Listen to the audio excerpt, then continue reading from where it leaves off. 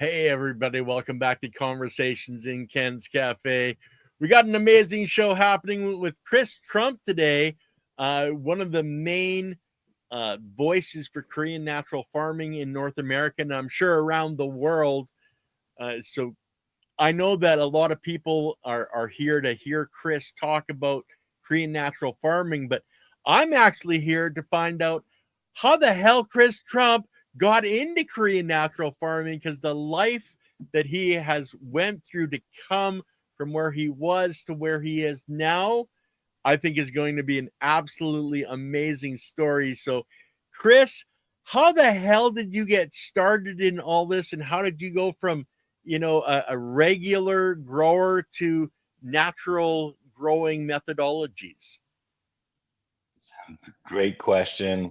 And thanks for having me, Ken. Good to be here chatting with you. Out of necessity, I learned about natural farming.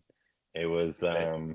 we're farming and in need of a better way, as I think is the case for many farmers. And yeah, we started going down a path of discovery and asking questions, which I think was Mhm.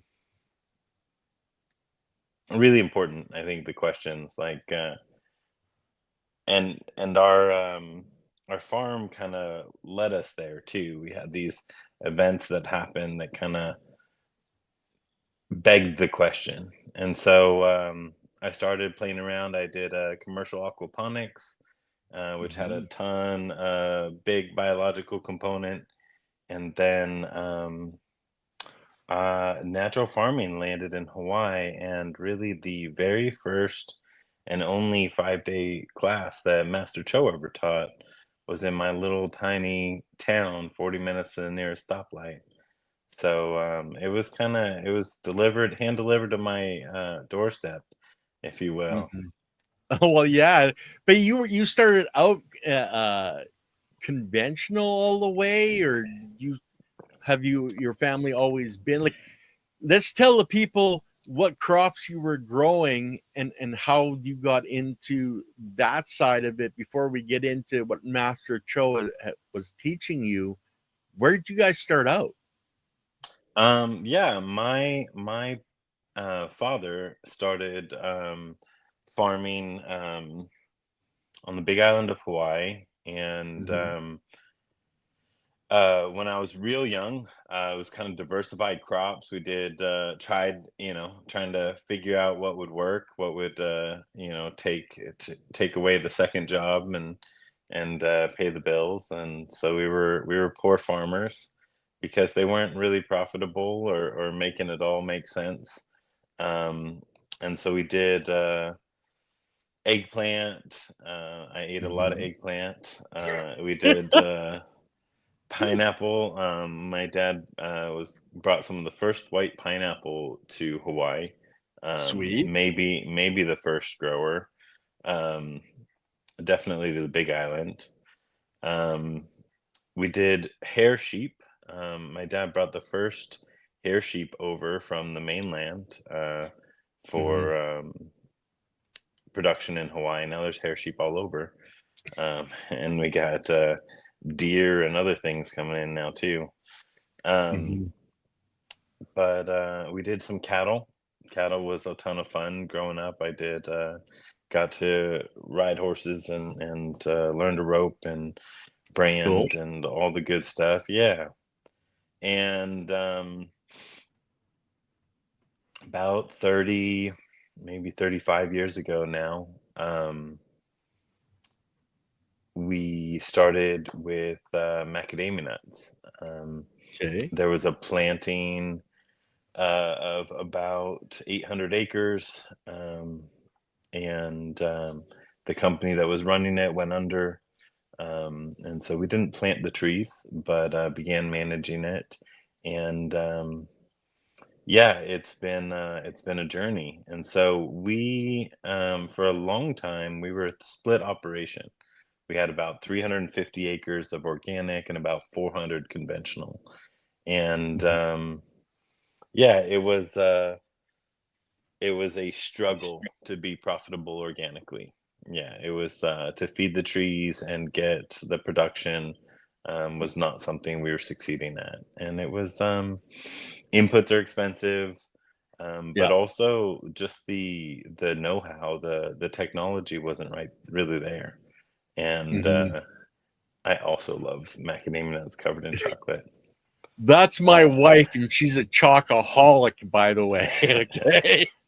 our family farm, we've had dark chocolate covered macadamia nuts for years now, but we just released a milk chocolate covered, and I don't like dark chocolate covered macadamia nuts, so I'm stoked. I was pushing my brothers for milk Cool. chocolate. Yeah. Um, yeah, so split operation, and we started experimenting with natural farming in the organic, knowing that it could potentially be the answer for us going organic on the whole farm. And Yeah. so, yeah, that was kind of, it was definitely not, we had really neat organic practices. We were making compost teas, and Mhm. we had a whole composting program. Um, So was that where did you learn that side of it from? Was that something your family was into, or did you, find Dr. Elaine Ingham, or where did you learn about compost teas to get started on this journey? Yeah, no, there was a bunch of information out there. Dr. Elaine was at Rodale when we were doing Mhm. compost teas, and I still have it, an audio disc set of her lectures. Um, You're as old as, or not quite as old as me. I've got beta and VHS and the whole nine yards, right? but it wasn't effective. Really, our trees were yellow, underproductive, and Mhm. really our conventional carried the farm. The We got a grant to do an organic product, which was great. Um, Mhm. and so that enabled us to have a compost turner, and we bought a big tea brewer. Um, but yeah, it wasn't sustainable farming for us, Mhm. and we yeah, we needed a better way. It was beautiful. I mean, as far as what we were doing organically, getting the community's green waste. Um, Mhm. but then people complained because they didn't have the smell dialed, and so there'd be some smell sometimes, and it was like two people in the whole community, and uh, and The then yeah, squeaky so wheel we gets the grease. sure. So, yeah, it was, even with kind of the technology, and we were getting, really top tier vermicompost sent over, and we had Mhm. kind of a catalyst for brewing it all, and kind of doing all the things. Yeah, it was just ineffective for Mhm. growing trees. And what I learned later was that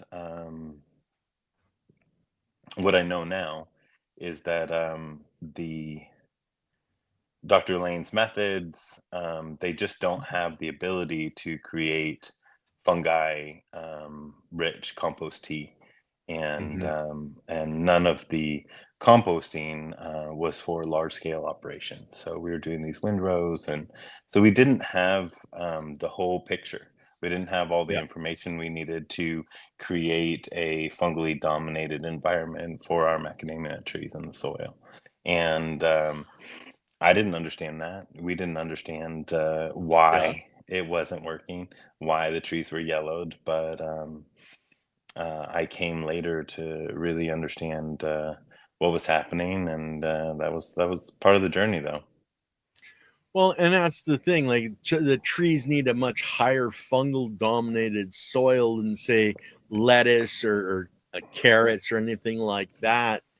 And that's part of the thing that it's a journey of learning and experience, and you've been down that. So I wanted, like, everybody knows that you're an expert on the natural farming, but I like to talk about the where you had found problems so we can help people, maybe not have those problems. And you just described a major one is the type of crop you're using. Now you've come back into the States. I know you moved back here. What are you finding with, what you're growing now in your own environment in the US? Can you get away with just having, or do you think you could get away with just having the compost, or do you need to go another step? Um, I mean, a lot of the, leafy greens, carrots, that stuff, you really can get away with just good compost, Hmm. because you're in the realm of one to one, they bacteria and fungi, and so if you can get some fungi going from, some leaf litter from the forest, yeah, I guess even if you're just doing compost, I'm still, encouraging people to go find some diversity and, get Hmm. outside of your garden store or your backyard. They don't have any fungi there for you, not any that's going to persist and cycle nutrients Hmm. for you in your garden. So yeah, getting an initial inoculation, I think is what recommend. So natural farming for sure. But for your garden, I mean, it can be one time. Make IMO once, or have a friend make it, or even just get some Hmm. leaf litter from the forest, and that can be enough to keep you going for years, if you continue to compost and feed the soil. Um, Well, I know the one video, and Chris, to be honest, I've watched pretty much every video that you put out on your channel and a lot of interviews, etc., with you, because I love Korean natural farming. I do all the inputs myself, etc. cool. And the one video you showed was just simply taking some leaf litter from your own yard under one tree that you had, and bake the baked potato and making that, and that's enough for most people for what they're doing. Yeah. But there's so much more that can be done. Understanding what you do, what's the least you think someone with just a normal garden, not on the commercial scale, but a backyard gardener, what do you think would be the least that a person should do, for their own environment? Yeah, I think you named a good video for, kind of start there, if nothing else, do that. That's JMS, and Yep. it's easy. Um, and really you can get started. I think it is it is the way I show it in that video, by finding it in my yard and using it from my yard, I think is the kind of bare minimum effort. Um, you know, if you can get something outside into the wild, that would be better. But yeah, I mean that, and then maintenance solution is a great thing for. I have a lot of beautiful houseplants too here in Boise. In the winter, I want the greenery, and Yep. got a big, beautiful monstera and some interesting cactus, um, and I use maintenance solution. And Hmm. if a pot that doesn't drain gets a little too much water, I use LAB. And Hmm. those are simple natural farming preps. Maintenance solution does have a complex component in OHN, but you can buy a bottle that'll last you for 3 4 years. You don't need to. It's not a huge investment to have that kind of ready to go. And so I just dilute that into a spray bottle, and Hmm. I sprit everything gets spritzed on the inside of the house. Um, I have a couple really fun projects coming up we can talk about too. Um, But yeah, I think bare minimum is bringing in some soil life. Mhm. You can have compost. You can make your own compost. I love having a slow burn compost go at the house all the time. So that can be as simple as making a four-sided box without a floor and setting it Mhm. right on the soil outside, and then filling it with your food scraps and your yard waste and some shredded cardboard, and you just layer it in there. And then what you can do is that four-sided box, when it's been gets filled up, you can lift it, set it next to where it was, and shovel it back in so it gets mixed up. And within a year, you have as much compost as you're going to need for a decent garden, as far as top Mhm. dressing. And that can be a real simple way to not have to buy things, to know what's in it. And yeah, I mean, the work I do with large farms, and really in consulting and in teaching, we're talking about full scale food production, Yeah. um, 1,000 acres, 300 acres of orchard in Bakersfield, thousands of acres of cattle land in Ireland. When their living is based on their production, getting liquid IMO is the key. And Yeah. so that that is basically, we've learned over the years in natural farming, and how to produce diverse fungal life in a water column with an actively aerated compost tea. And that, um, for kind of cost benefit for a large farm, is amazing. Yeah, Mhm. there's a learning curve or an effort to get that IMO on the shelf, but once they do, they're using a very small amount, and they're getting huge coverage with just that seeding of diverse Mhm. life. And that's enough to really shift the dial on their productivity, which is bottom line, their profit. And Mhm. then the consumer is getting quality and clean food. Well, and So that's the biggest goal of any, or should be the biggest goal of any farmer, is to have the best possible, crop they can have, because we as the end user need that for our health. So I do have So let me many. let me jump in Oh, there though. okay, I please.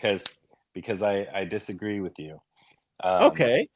so in a good way. I think we'll see. We'll see if we have to fight. Um, so the goal of any farmer to have the best possible food. I Mhm. think that should be a hope, but one of the keys for sustainability is that the farmer is able to sustain on the land. Mhm. That next year they're not out of business and that land's getting bulldozed into a housing development, right? So the first priority they have is to be able to do it again Survive. next year. Yeah, do Yep. it again next year. And so they have to have profitability up there, right? So Mhm. I look at it as a triangle. You got time, profitability, and quality. Mhm. And you can sacrifice one, or you can you know um, collect on one, or decrease one, and it affects the other two. If you Yeah. spend all your time at the beach, and you're probably not going to make as much money or have as good quality. you know uh you know if you go all in on profits, you're probably going to cut a bunch of corners and your quality is going to decline. You might have some Mhm. more time. you know um so, generally speaking, you can have two um, really great in a normal system, but with natural farming, I feel like we can find a beautiful balance. And Mhm. so, if we can get them profitable, these large farms, doing natural farming, aiming at profitability while just using natural farming things, then the quality is going to come. They're going to have Yeah. that. But we hone in on, you know, production and profitability, because if they're in business next year and they're doing natural farming, you know, if they're able to pay their bills, then Yep. yeah, the whole world changes. So with large scale ag, even though, you know, my secret, you know, plotting world takeover is that we have medicine on the shelf at all our grocery stores, Yep. really the leading conversation is, here's a way that you can cut costs and what, you know, maintain productivity. And it's been really cool to watch some of these farms, you know, flip, you know, flip the script, or Mhm. change the scenario of the pressure of farming. Well, and the thing is, and I 100% agree with you. So we don't have to fight about that. Yeah, yeah, Um, the having, the farmer stay on the land and keep improving is got to be the bottom line for everything, whether they're organic, half organic, or conventional. 'Cause if they're yeah. not there next year, then It's there's not no food sustainable. coming off. Yeah, Yeah, yeah. See, I know that a lot of the larger farms are afraid of switching over because of the change in their mindset. Like their great grandfather did it naturally, but they've been doing it, unnaturally for decades. And a lot of them are really afraid to do a switch. But you, my friend, have had enough experience and seen enough of it working that you can show them that that is a potential for them to move forward, that it can work. And I bless you for that, because it's one of the hardest things to do is to get a farmer, because I'm an old farm kid, okay, from Alberta, Canada, so the prairies, and it is hard to get a farmer to change at the best of times, let yeah, alone as drastically as they need to change, right. right? So I It's did. yeah, Penny it's a Pebbler challenge. did want to come out with something, because she was talking about her one of her favorite videos from you is your Chris Trump Tower Worm Farm. Um, she wanted to, or no, it's oh, I missed the question, but she wanted to know how long the worm farm would last outside, generally speaking. Yeah, so that's a great question. It's really not four season sustainable outside. Mhm, What happens in a full freeze, because you're not in the ground insulated, you know, 4 feet down. You're above mhm, ground, thin wood walls, and so when if you're getting to full freeze, that's ending everything, you know, yep, and so you have a full restart in the spring. And so yeah, I mean, you worms can totally go dormant in cool conditions. So if you can put them in the garage and your garage stays above freezing, you know, that can be enough. And really, if you got some good lab, um you can have a smell-free food deposit inside. I usually put mhm, like a you know, oil pan or a plastic tray down under it for any drippings. But mhm, you can have indoor, no smell, you know, worm production. Now, not all family members are going to be into that kind of thing. yeah, yeah. so so you got to find a balance. But no, it does not work real well if you're trying to leave it outside in the winter. Mhm. Well, I know, like, I'm up in Canada and I've had a worm farm for years, and yeah, it's got to be inside, because we get sub-zero, -20, -30, -40. Yeah. And especially if you're using red wigglers, they're not going to survive that, right? Yeah, no, and even if you know, they can find a place to hide out and Mhm. persist until next year, it's not going to be in your worm bin.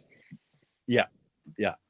Well, I know, like, our normal worms here, because of our frost line being like 4 to 6 feet deep, they'll literally go below that frost line to survive through the winter. Wow. Where, like you say you're in Boise, Idaho, you're getting a lot of temperatures close to what we get. But in Hawaii, you don't have to ever worry about that. So, like I tell people, it's all your terroir, your zone, to how you're able to do things, Right. outside, inside, etc. Um, so let's get back to, excuse me, the journey.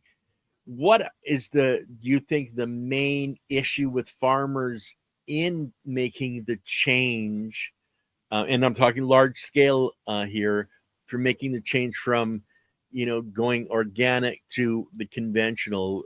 What's the biggest, block for, do you think, for them? Hurdle. Yeah. Yeah, that's a good question. I think it depends on the operation, because Mm-hmm. you have farmers that are um, totally capable, and don't really feel a block. They just want, I guess, for them it's more a bit of hand holding. They need the Mm-hmm. person that'll kind of, you know give them the steps. Like, give me 5 steps to do, and if I have a problem, be available, and that's enough. But I would say back to the number one hurdle is, yeah, is just risk. Mm-hmm. Farmers take risks. They're up for risks, but one of the things that is the prevention from risk for any farmer is how they know their system. They know, um, they know how to put some reliable outcome into their crop year by Mm-hmm. their experience and their knowledge. Now you tell them, hey, farming's risky. You're already not sure what the weather's going to bring. And let me take away all your, you know, clarity in how to do this and give you a whole new system. That's terrifying, Yeah. you know, because now when it breaks, they don't know what to do, Mm-hmm. and any farmer, with some experience knows that the system breaks time to time. You need to Mm-hmm. jiggle it. And so yeah, that's it. It's really a knowledge gap. And so for a long time, um, I've been teaching and really trying to help farmers overcome that knowledge gap. And I am getting ready to shift and do some more toward to that end, but kind of come from a different approach in the coming year. So I'm excited about Cool. that. Yeah. So you were mentioning, we use a lot of, 3 letter, labs, and IMO. Some people that don't understand that terminology, can hmm they find that on your website? Do you break that down for people?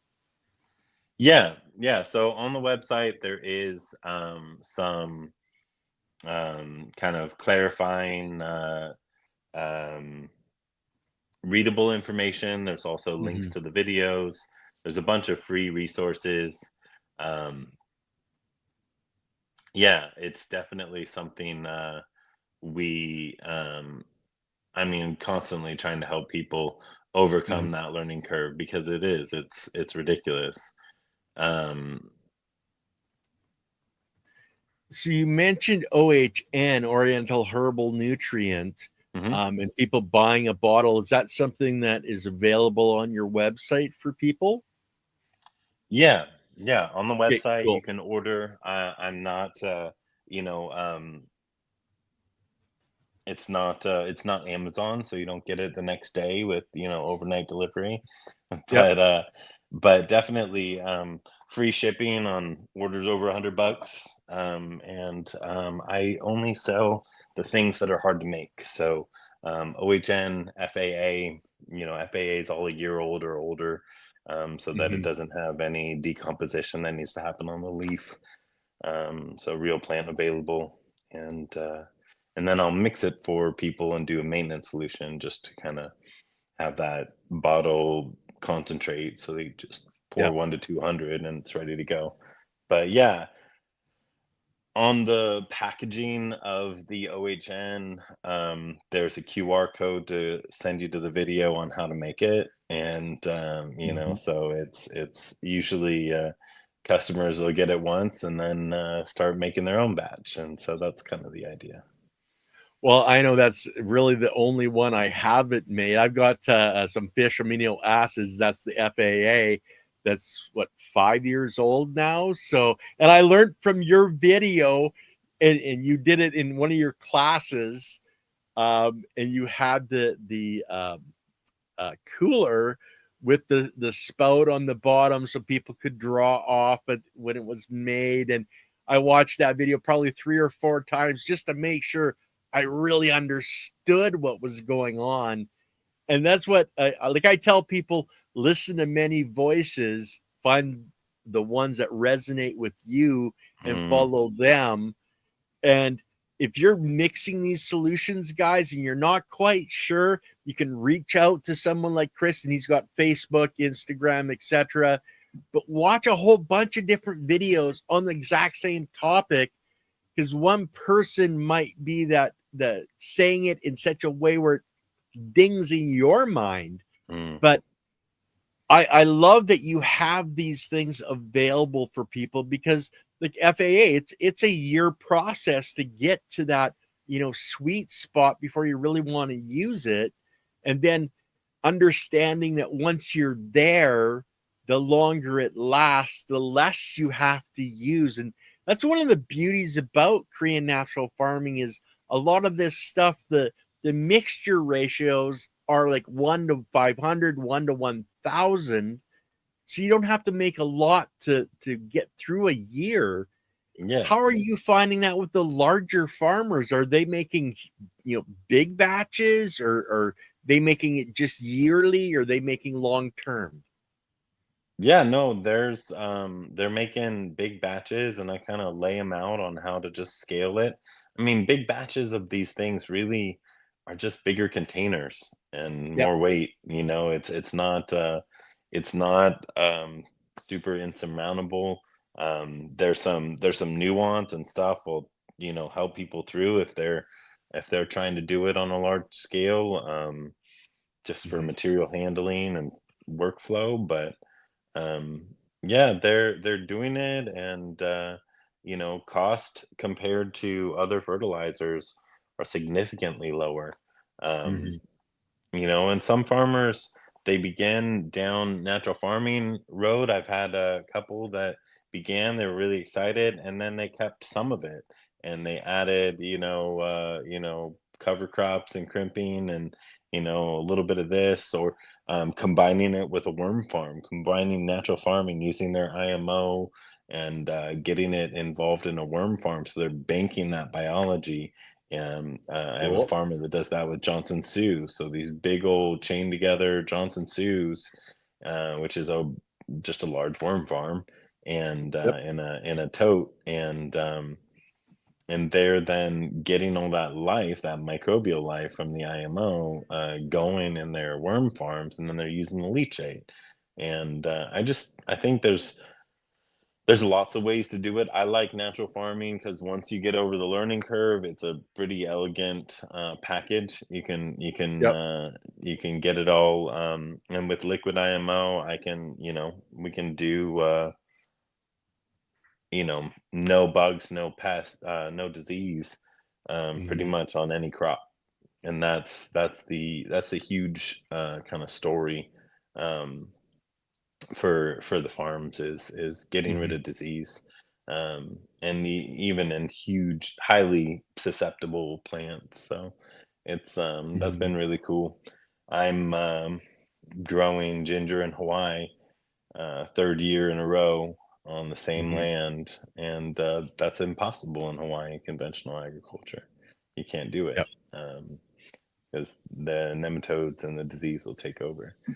And so, Mhm. yeah, natural farming, if it's understood and kind of implemented properly, is a competitive advantage. And that's the other problem I'm running into is the farmers that are successful.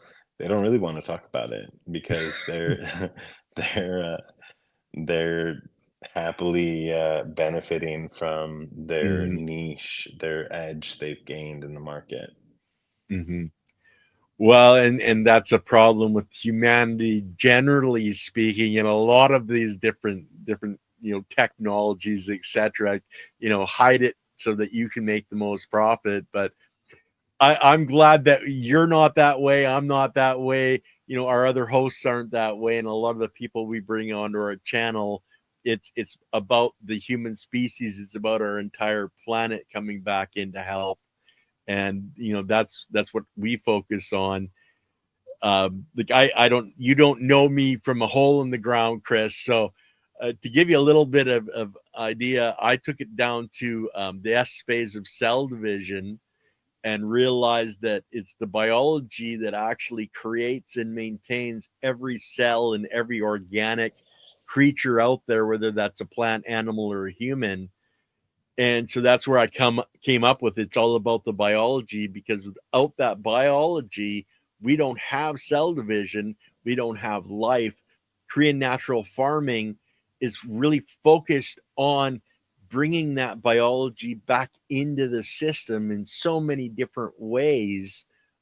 Whether it's foliar sprays, whether it's soil drenches, whether it's taking your soil to IMO5, to really get that biology back in, and all of the biology, not just the fungal, but the bacterial, because you have to have the predator prey model. The foundation of biology has to be there to feed the higher biology up into the fungal. And Korean natural farming really helps to create all of that, with how it's managed. So we've kind of taken the history, we've taken a little bit of where you're at right now. You mentioned that Master Cho came to Hawaii and did a 5-day course, and right in your hometown. How did you find that? Like the first experience going in there and learning. What are some of the light bulb moments that popped into your head? There was several of them. Yeah. Can I answer a couple of the chat questions real quick? Easy ones. Sure, sure. Um, so Cass, most recent, Be that one. actively aerated compost tea. She said, "How do you incorporate an old idea into 21st century farming?" And it's really a little bit of technology. So using a tea brewer, and uh, and that helps us just spray spray microbes onto our farm. Um, Rhythms of Creation asked, when you say biology, do you mean living organisms? And in this case, the microscopic living organisms. And I think that's exactly what is meant when we say biology. I think this is a thing that happens in conversations about soil life and whatnot. Biology is, literally the study of microscopic and a study of all life. And Mhm. so it is a little bit can be confusing, but I think in the regenerative community, people use this word to talk about those things they're focused on, and in this case, in agriculture, the microscopic life. But yeah, um, eh, microbes and their larger friends for sure. Um, yes, you can use natural farming for a composting toilet for sure.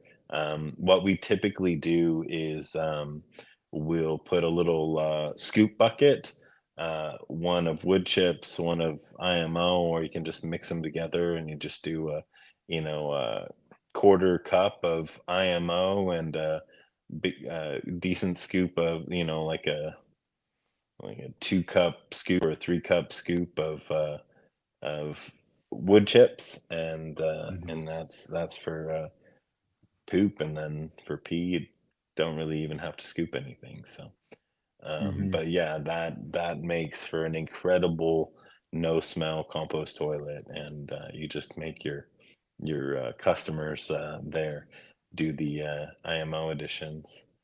Mhm. Um, yeah, and then there were some older ones, maybe we'll come back to. Um, the one I do remember, I don't love neem oil. Yeah, um, and that's just, I don't think it helps any of this beneficial life we're talking about, and if you can get that liquid IMO going, you're getting all these, anti-bug, Mhm. disease benefits that neem oil's touting.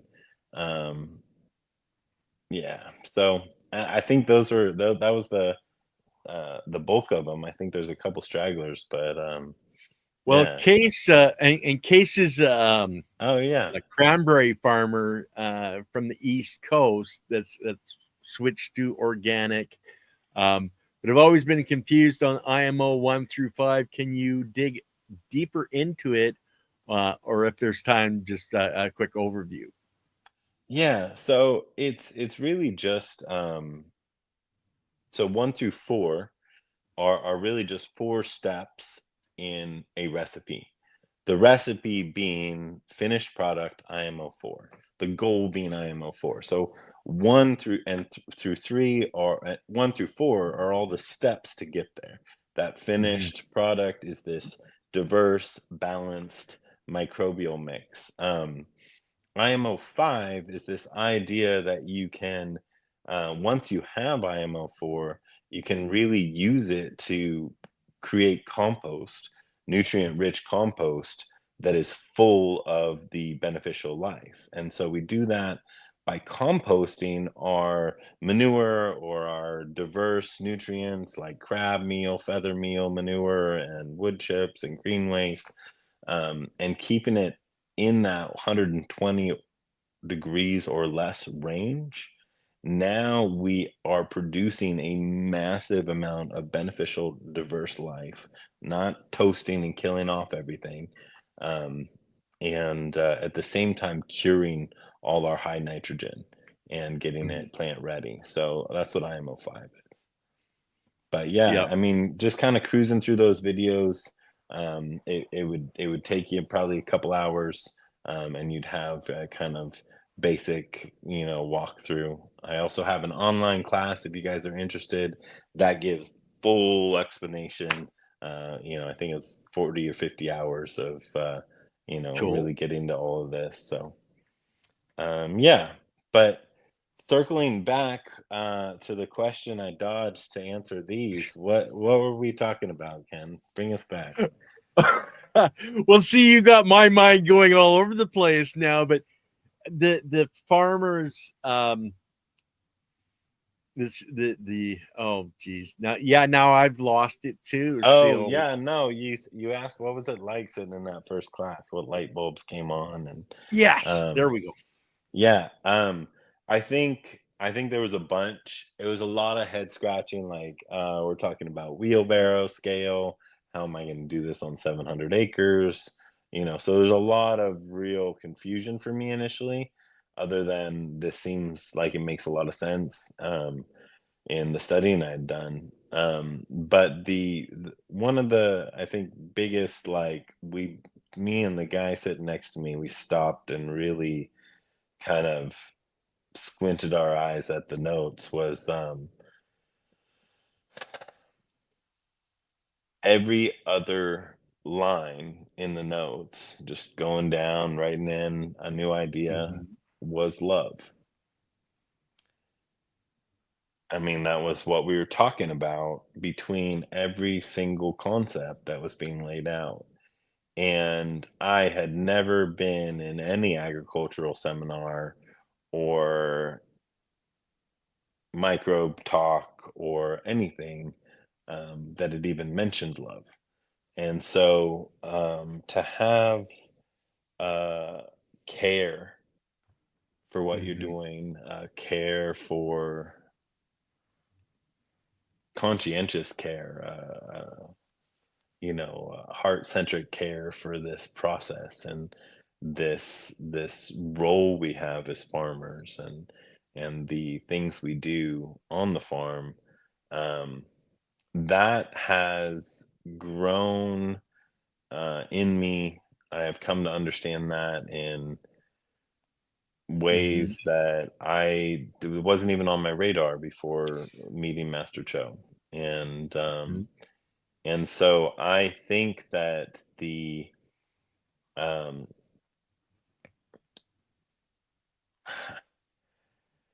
I mean, I don't want to go like on the negative side, but I feel like it's maybe necessary.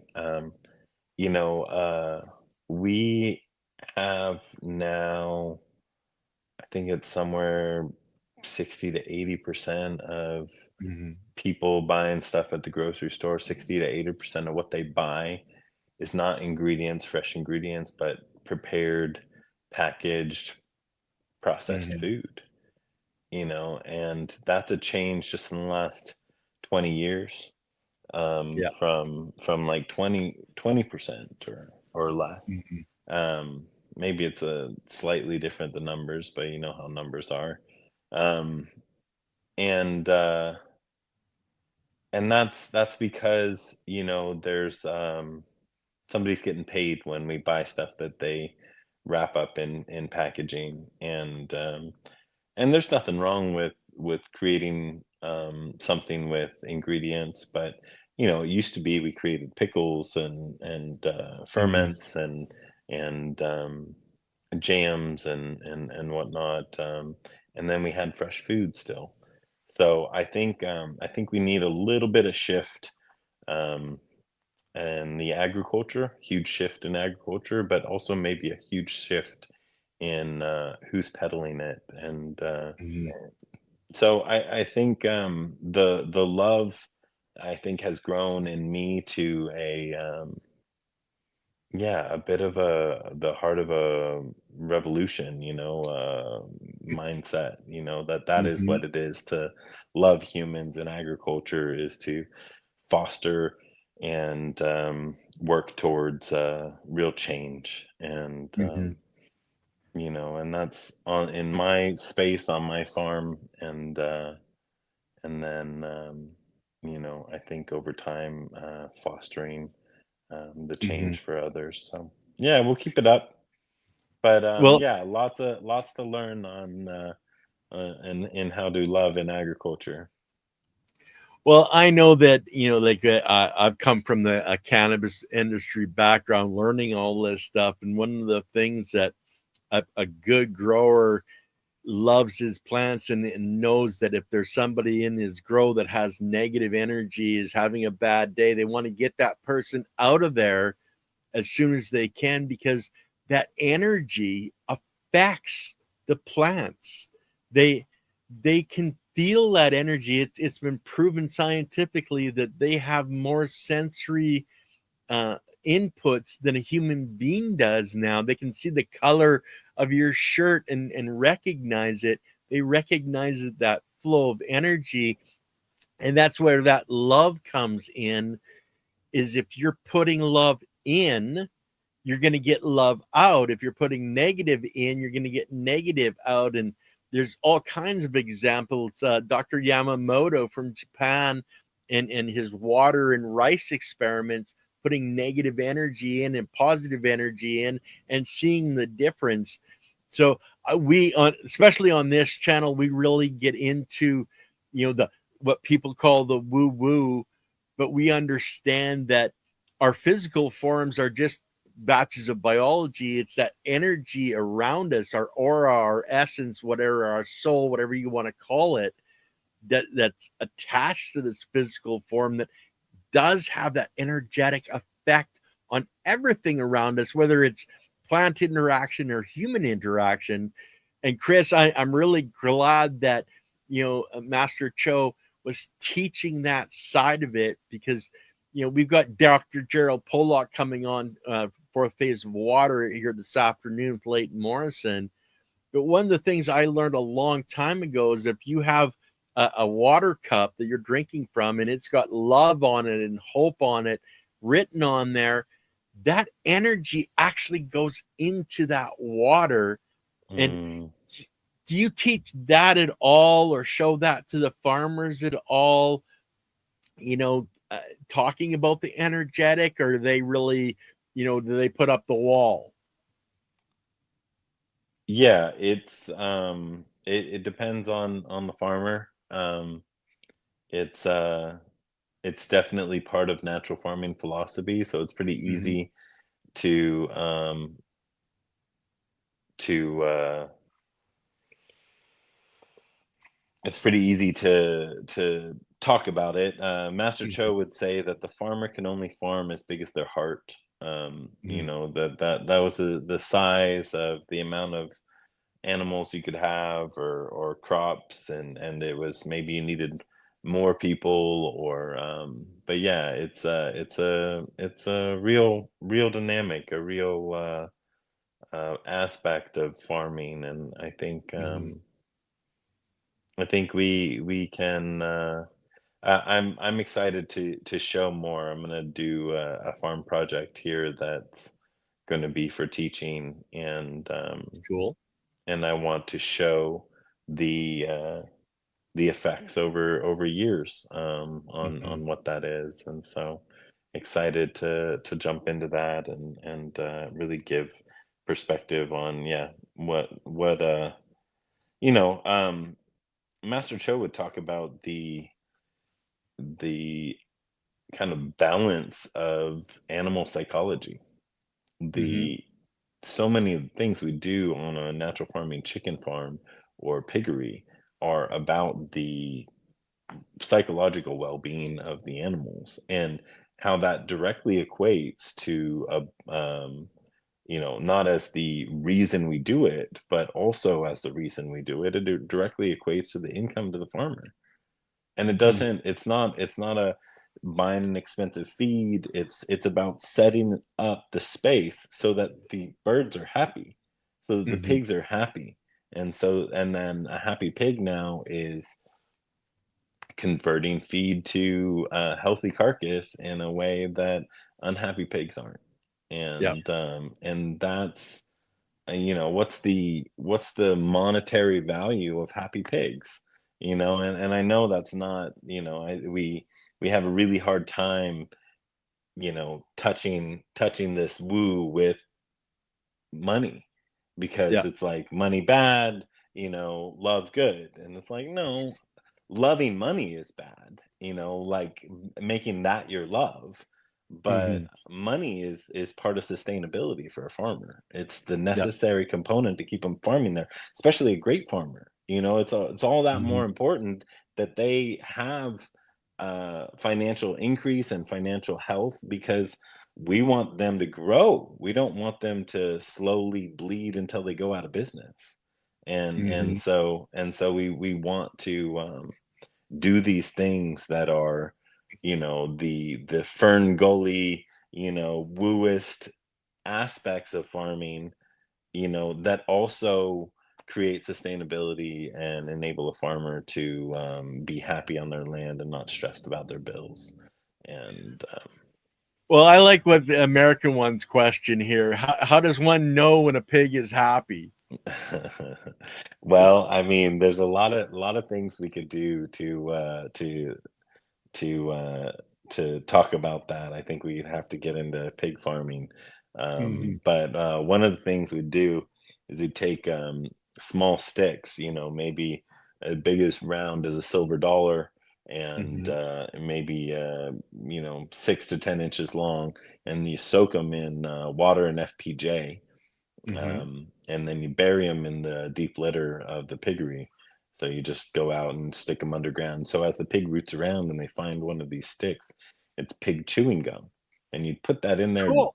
simply for the happiness of the pig. And you see them chewing on these sticks that have been Mm-hmm. soaked in FPJ.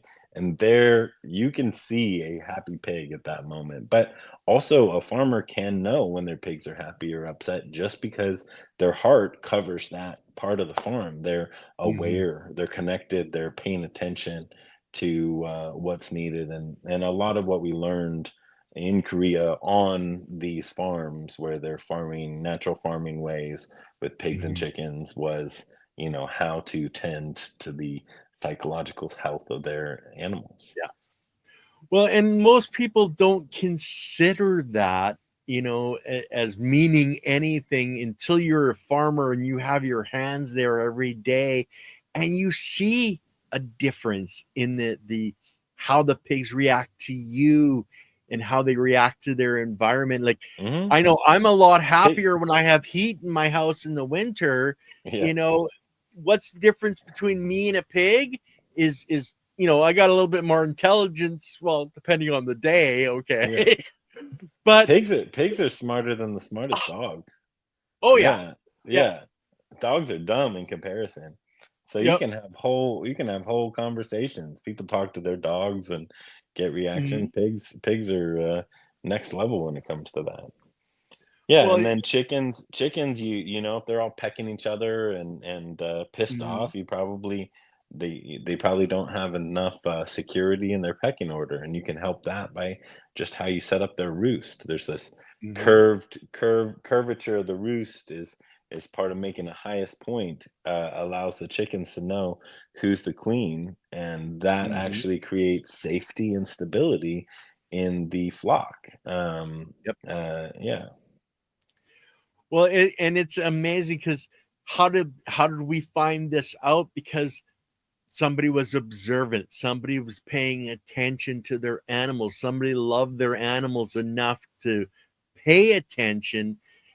And that's a lot of what natural farming is about, is the farmer needs to be there. They can't be sitting in the house, watching a video screen to how they're show how their animals are reacting. They actually needed to be there hands on. And that's what Korean natural farming is, a hands on methodology. It's being there, being the boots on the ground, to know, to feel, the sense. Like, if you walk out into your field, say it's a wheat field, and you can look out across it and go, hold on, there's something wrong over there, then you're the farmer that really is in tune with your land, with your crop. And it's the same with the animals. If you're in tune with your cat and your dog, when your cat's pissed off at you, when you walk through the door, you can feel that energy,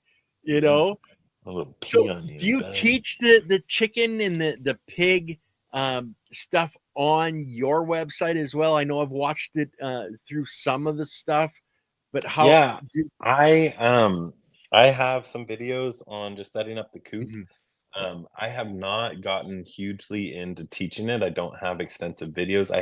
I go a little deeper in my online class, mhm, but I really do plan on going farther into that. I think it's really needed, and I've neglected creating the videos and really reteaching the things I learned. But I've wanted to do it in a production mhm. size piggery and chicken coop. And I haven't really had the time kind of window in my world to do that. It's coming up here this year though that I get to do that again. So yeah, stand by. Definitely want to Cool. teach more and feed formulation using inert material or free material. That's another huge part of creating profitability in animal farming. So Yeah. Well, because you can lower the feed costs by doing the different methodologies, mixing the IMO into the feed. You people don't understand. It's like worms. They eat the biology. They're not eating the apple. They're eating the bacteria that's in the apple. That's what they're consuming. And it's the same with the animals. It's what are they needing in their guts to process? Why does a cow have four stomachs in it? mm, Right? It's all fermentations, etc. And that's where it's so much healthier for our bodies to eat those fermented pickles like we used to make the sauerkraut like we used to, not go to the store and buy the stuff that's made not necessarily the way it should be made for our health. Like when for my beginning of life, when I was young in the 60s and 70s, when they were first starting to come out with the preservatives, we found out I was allergic to that stuff. So I couldn't consume that store-bought food that most people take for granted nowadays. We We're had to have all the garden. allergic to it. We're all allergic to it. That's Yeah. what the word cancer means. Yes. Yeah. People don't understand we all have cancer cells in our bodies. It's have we activated those cells to mutate and create these problems, but they're always there, you know. So Chris, I don't know how much time you have, brother. We're at an I hour have, now. yeah, I have a full day. I do have to keep going. I had a wonderful, there's a wonderful conversation. I got to sit down and kind of relax into it with you here, and I'd be happy to talk again. But I do have a list that is longer than I have time today. So Okay, is that a honey-do list or a farmer-do list? it's both. It's both. I have 30 pounds of ginger. I farmed Mhm. this year in Hawaii. I brought back 70. I've been making wine with it. I got 30 pounds I got to take down to my friend, and we're going to make another round of wine. Cool. And then I have and then I have some honeydew, and I have to draw. Here's one of the projects. We just moved, Okay. and Ye that is a completely blank slate, freshly graded a week ago, and I got to draw out what kind of mini farm that's going to be. Sweet, brother. I don't you love like, I don't know about anybody else, but I love starting from a fresh slate and building up just to see what I can accomplish. Yeah, it's fun. Yep. It's really fun. So I'm doing the same thing in Hawaii, and Mhm. there'll be more to come. Just sharing and opportunity for involvement, which I'm really excited about. We've needed it. Cool. Well, we'll definitely have you come back on with myself, and I know I've been trying to get you to come on with Leighton Morrison.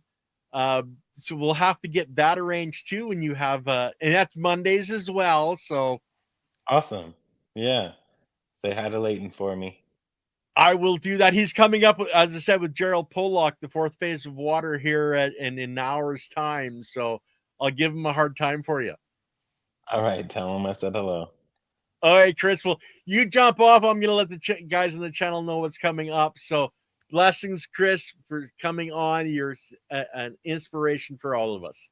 Yeah, thanks for having me, Ken. And any questions I didn't answer, they tell people they can feel free to pop over to Instagram at Soil Steward and just ask away.